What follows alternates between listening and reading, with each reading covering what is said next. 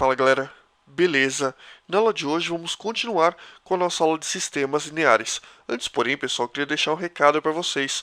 Inscrevam-se no nosso canal no YouTube, porque só assim você vai ficar a par de todas as nossas novidades. Beleza, galera?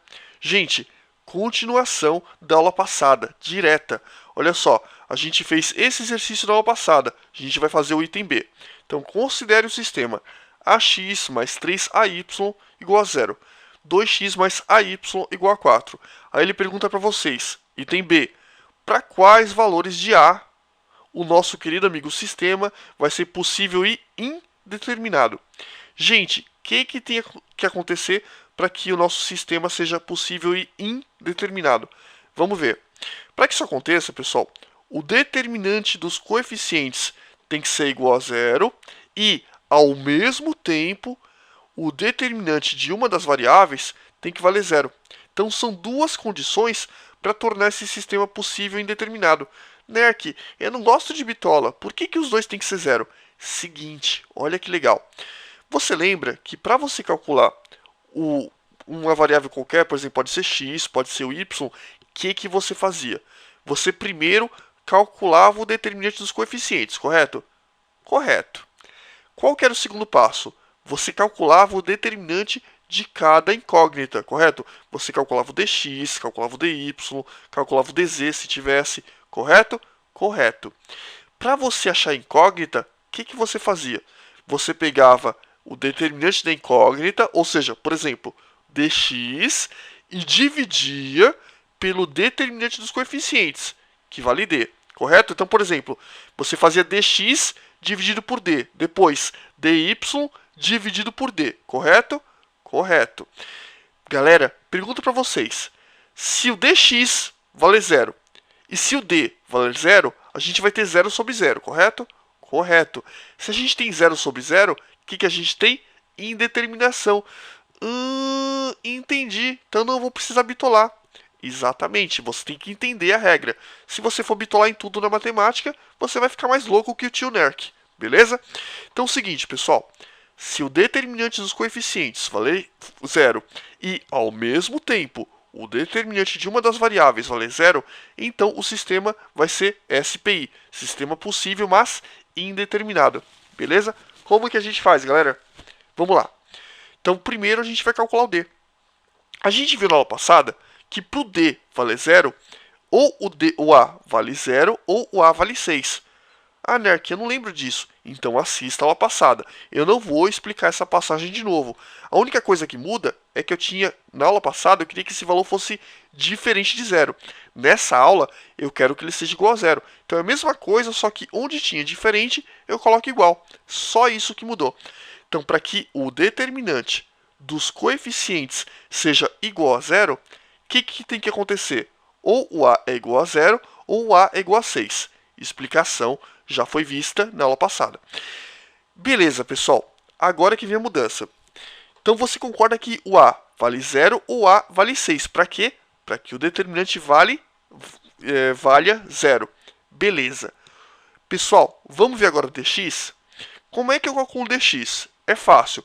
Eu pego os termos independentes, que são 0 e 4, coloco esses dois termos no lugar da coluna do x, que é a primeira coluna. Ou seja, coloco 0, 4, 0, 4, e eu mantenho a segunda coluna, que é 3A e A. 3A e A. Então ficou 0, 4, 3A, A. Beleza. Esse é o dx.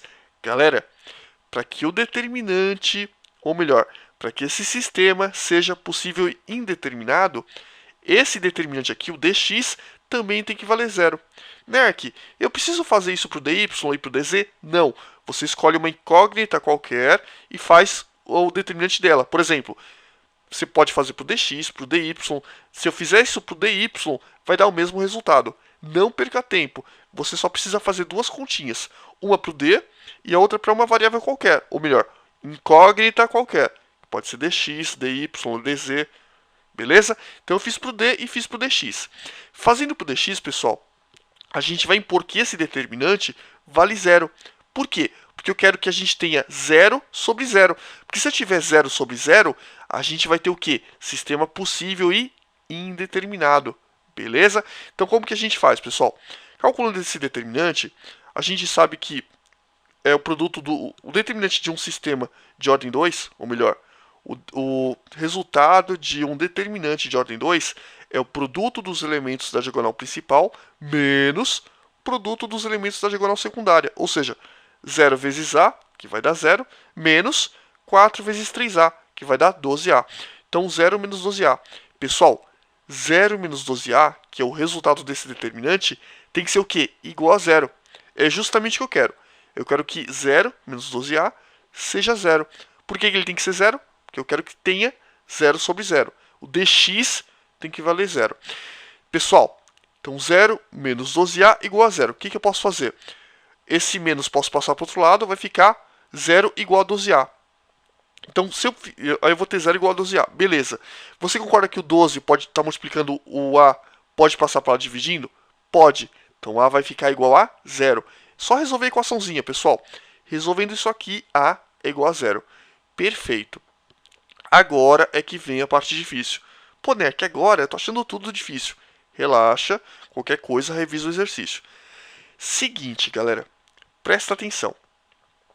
Você concorda comigo que para que esse determinante valha 0, ou o A tem que ser 0 ou o A tem que ser 6, correto? Correto. Esses dois valores tornam esse determinante igual a 0. Beleza? Beleza. Qual é o valor que torna esse determinante igual a 0? 0. Tranquilo. Você concorda comigo que se o A for 0, aqui, aliás, o A não pode assumir dois valores ao mesmo tempo? Por exemplo, o A aqui é um parâmetro, correto? Correto. Mas ele não pode assumir os dois parâmetros, aliás, ele não pode assumir dois valores ao mesmo tempo. Por exemplo, um x, qualquer x. Tem como um x valer duas coisas ao mesmo tempo? Não. Ou um x vai valer uma coisa, ou um x vai valer outra. Não tem como uma mesma incógnita ter dois valores ao mesmo tempo. Ou acontece uma coisa, ou acontece outra. Beleza? Beleza. O que eu quero que você entenda? Se o A for 0, esse determinante é 0, correto? E se o A for 0, aqui também vai zerar esse determinante. Correto? Correto. Agora, olha só. Se o A for 6, pessoal, vai zerar esse aqui, não vai? Vai. Mas vai zerar o de baixo? Não vai. Porque o único valor que zera o determinante de baixo é o próprio 0.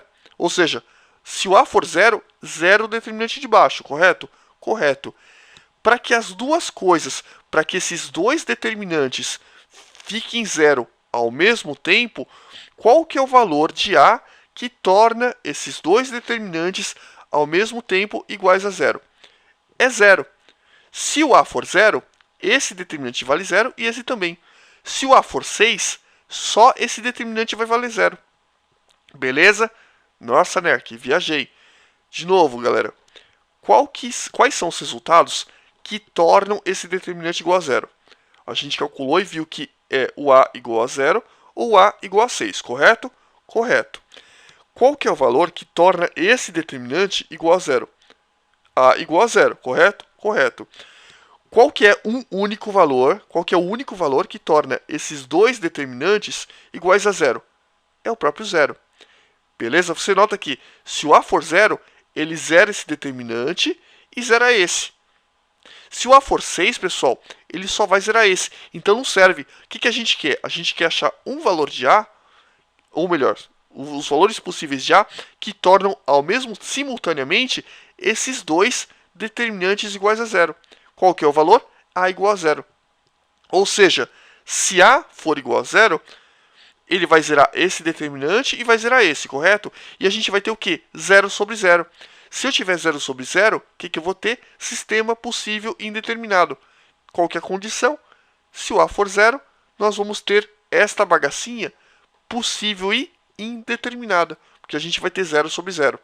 Beleza, galera? Meio chatinho, né? Mais difícil na aula passada, mas presta atenção. Valeu então, galera.